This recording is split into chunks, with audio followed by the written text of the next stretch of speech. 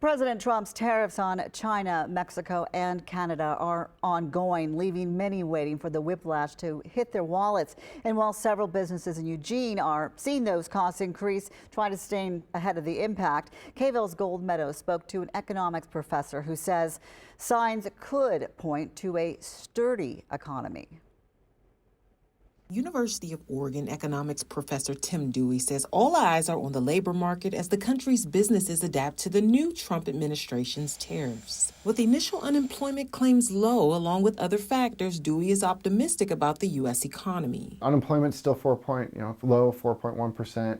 The job growth has been steady in the last few months. Right now, industrial production has been a little bit higher. So that would be sort of an indicator that there is some underlying strength. The hard data says, no, there's not a recession. The soft data says firms are very concerned and consumers are very concerned about the future. They aren't alone with hikes on everything from produce from Mexico to electricity from Canada. President Trump's tariffs are raising costs and keeping smaller local businesses vigilant. Unrefined Wellness Bar opened in May of 2023 in Eugene. Every month since then, prices have gone up on all of our items, produce, frozen items, basically anything that we're using to make our menu items. But particularly in the past 4 to 5 months, things have really skyrocketed. It's made it pretty difficult on our end to manage those costs without having to affect our menu pricing too much. The avocados were particularly hard for us with that price jump. They used to be about $75 for a case of them, and now they're $120, and it rose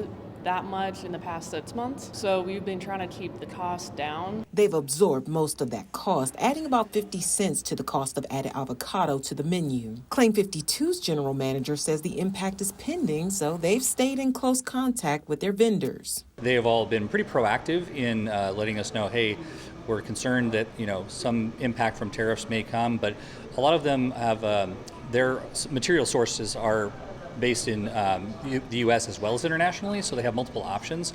So whether it's the grains for our brewing, whether it's aluminum for our cans, some prices have gone up a little bit, but we have done some proactive ordering ourselves and kind of stocked up. Meanwhile, Brian Rooney, regional economist for Lane and Douglas counties for the State of Oregon Employment Department, tells us tariffs can not only raise some prices, but also reduce demand for those products. Retaliatory tariffs from countries like China are expected to make it hard for businesses to export items like coffee, chocolate, and fruits. Last year, China imported 14% of its total farm exports from the U.S. As for recent federal layoffs, Dewey is cautiously optimistic. The U.S. economy is big. So when you think about a recession is not declines in jobs in one sector. It is declines in jobs across most sectors or a wide swath of sectors. In theory, you could absorb quite a bit of job losses without negatively impacting the overall economy. In Eugene, I'm Meadows.